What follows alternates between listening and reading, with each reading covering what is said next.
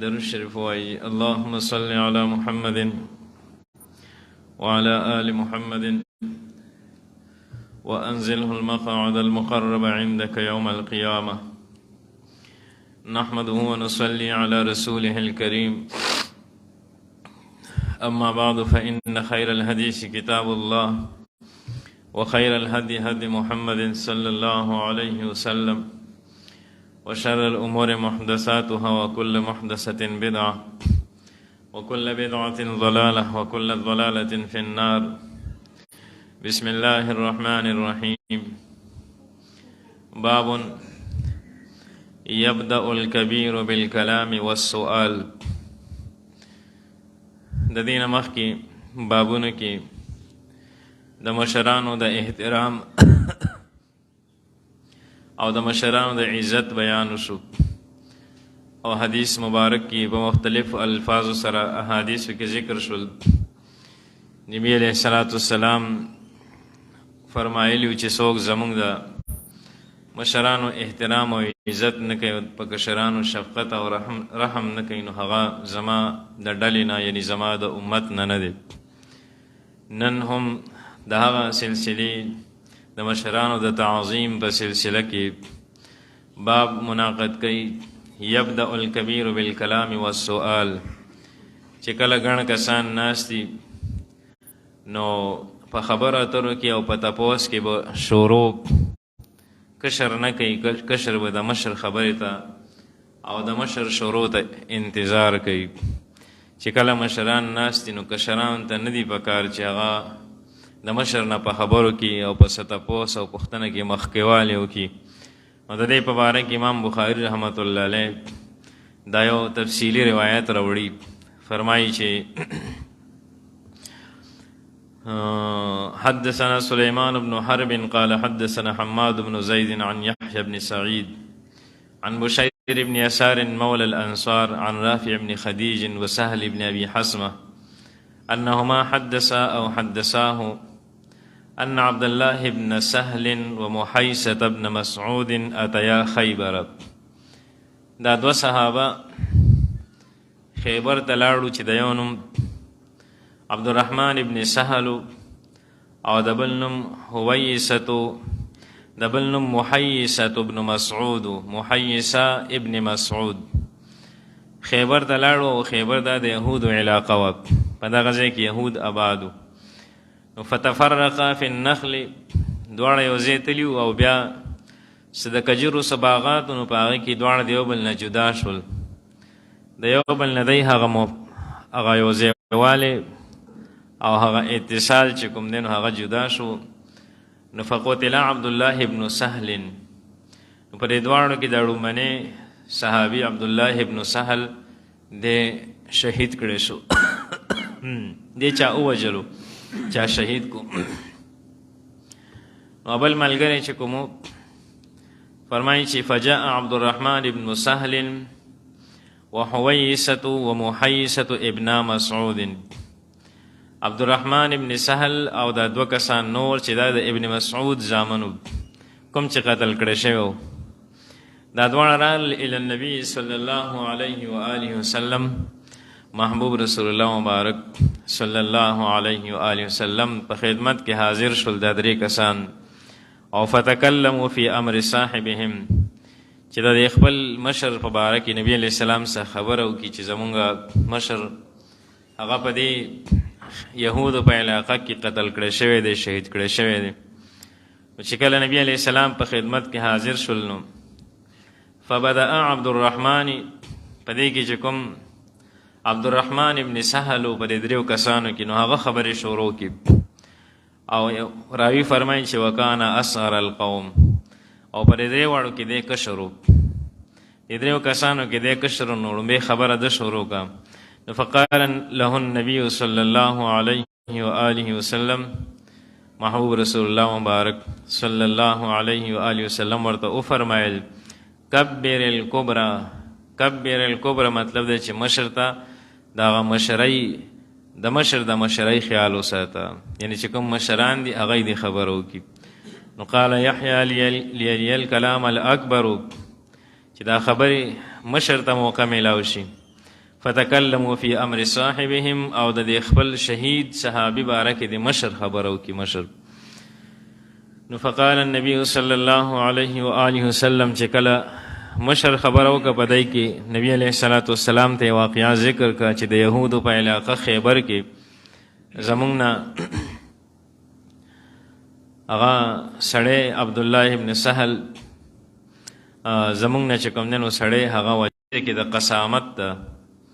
قسامت دې ته وایي چې د دې مړي وارثان چې کوم دي نو هغه به که دی ته خپل مجرم معلوم نی قاتل معلوم نی نو د مړي وارثان به په دې علاقه کې 500 کسانو ته قسم ورکړي که چېرې دی انکار کوي چې مونږ ته پته نشته 500 کسانو ته به قسم ورکړي او که 50 کسانو قسم ونه خوړو نو بیا به د ټول علاقې خلک په شریکه باندې د دې مړي دیت او تاوان ورکوي او که 50 کسانو قسم وخوړو چې مونږ ته پته نشته د قاتل نو بیا په هغې باندې دیت نشته بیا قاتل معلوم نه دی نو بیا په علاقه باندې څه نشته.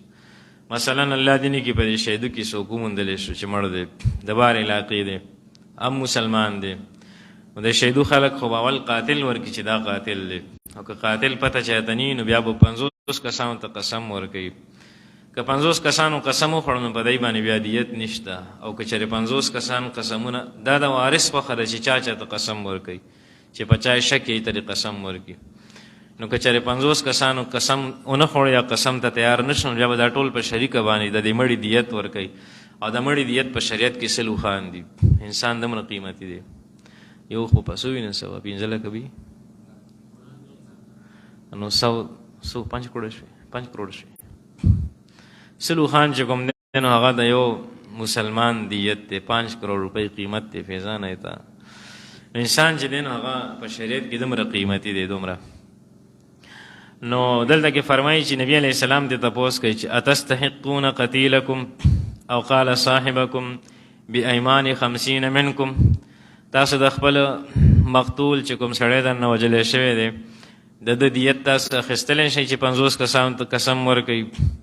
نو قالو یا رسول الله امر لم نره دا خو یو داسې کار دی چې مونږ خو کتلی نه دی مونږ ته پته نشته چې چا وجلی مونږ خو نیو خبر چې چا وجلی نه مو ورباندې څوک لیدلی دي. نو قال فتبرئکم یهود بایمان 50 منهم تاسو یهود چې کوم دی نو هغه خو بېدینه خلک دي نو هغوی خو به ډېر زر 50 کسان قسمونه وخوري تاسو په لاس به سره نه شي د دعوی تاسو ته په دې خپله دعوه کې څه میلاو نه شي نسې څه تړستړی کوئ. نو قالوا یا رسول الله قوم کفار ای رسول الله دا خو کفار کافران قوم دی کافر قوم دی نو که مونږ دی ته قسم ورکو نو او دی به بېشکه 50 نه چې 100 کسان به مراته قسمونه وخوري چې مونږ ته دا مقتول پته نشته. نو حیران و چې مونږ څه چل وکړو سړی ته وجلی شوی دی. نبي علیه السلام شفقت ته وګورئ پیغمبر صلی الله علیه و آله وسلم فرمایي چې انا منکم بمنزلة الوالدی زه د ستاسو دپاره په شان د پلار یم او تاسو زما اولاد یئ. پیغمبر علیه السلام ته چې پته ولګېده چې د دوی دا معامله چې کوم دی نو دا د دې څه نتیجه نه راوځي نو فوادهم رسول الله صلی الله علیه و آله وسلم من قبله پیغمبر صلی الله علیه و آله وسلم ورته د خپل طرف نه د دیت بندوبست وکړو دی د سلو خان برابر کړ د خپل طرف نه د خپل اړخ نه. او نبی علیه السلام خو د دواړو جهانو سردارو نبی علیه السلام ته بس دغه ټیم کې به فراخي وه شاید فراخي به وه او دغه ټیم کې کېدی شي چې پیغمبر صلی الله علیه و وسلم په لاس باندې سلو خان په اسانه راغلی نبی علیه السلام دغه د دې شهید صحابي وارثانو ته 100 اوښانو دیت د خپل طرف نه ورکو. نو قال سهل په دې کې دغه یو صحابي فرمایي سهل فرمایي چې فادرکت ناقة من تلک الابل په دغه 100 اوښانو کې یو اوښه وه چې هغه ما وموندله فدخلت مربدا لهم چې کله زه د دې اوښانو دې باړ ته وردننه شومه نو فرکزتني برجلها په هغه 100 اوښانو کې یو اوښه داسې وه چې هغې ما ته په خپه باندې لته راکزې په خپه باندې ووهلم. یعنې مطلب دا دی چې دا هغه حالات بیانوي هغه د موقع هغه محل بیانوي چې هغه 100 اوښان چې کوم دی نو هغې باقاعده مونږ ته نبي علیه السلام ملکیت راکړو مونږ ته یې په باندې اختیار راکړو او تر دې چې یو یې اوښې پکې ماته الله ته مراکه دا مطلب دی. پیغمبر صلی الله علیه وسلم د خپل طرف نه د سلو خانو دیت ادا کو. نو د حدیث مبارک د ترجمه الباب سره مناسبت دا شو چې هغه عبدالرحمن چې کومو چې هغه په ټولو کې کشر عبدالرحمن ابن سهل هغه خبرې شروع کړي. نو پیغمبر صلی الله علیه و آله وسلم ورته وفرمایل کبر الکبرى چې مشران ناست نو خبره د مشرانو کې کشر ته نه دی پکار چې د مشران په مخ کې د مشران نه مخکې خبره شروع کړي. نو د اسلام کې د مشر ډېر تعظیم راغلی. دومره پورې سخت الفاظ تاسو مخکې احادیث کې اورېدل چې څوک د مشر احترام نه کوي او په کشر باندې شفقت نه کوي نو هغه زما د امت نه دی. الله دې موږ او تاسو ته د مشرانو احترام او قدر او عزت نصیب کړي. سبحان ربک رب العزة الحمد لله رب العالمين والصلاة والسلام على أشرف الأنبياء والمرسلين سيدنا مولانا محمد وآله وصحبه أجمعين. الله تبارک وتعالى زموږ د ټولو ګناهونه معاف کړي. نبی علیه السلام د ټولو امتیانو ګناهونه معاف کړي. ټول حاضرین د ناسته قبوله کړي. الله د ټولو پریشان حال پریشانۍ ختمې کړي. بیمارانو ټول ته کامله شفا نصیب کړي. الله په ټولو باندې خپل رحم وفرمایي. الله مشکلات پریشانۍ د ټولو ختم کړي. الله ارزاني او خوشحالي سوکالي راولي. الله مهنګایي ګراني بېشانیانې ختمې کړي. الله خیر او برکت د ټولو نصیب کړي. د خیر او برکت رزق مو نصیب کړي. الله تعالی مشران کشران مسمر وفاتي نه ټولو بخښنه وفرمایي. د دین د خادمینو مجاهدینو مبلغینو معلمینو مدد او نصرت وفرمایي. حجونو د امرو سعادتونو هم بار بار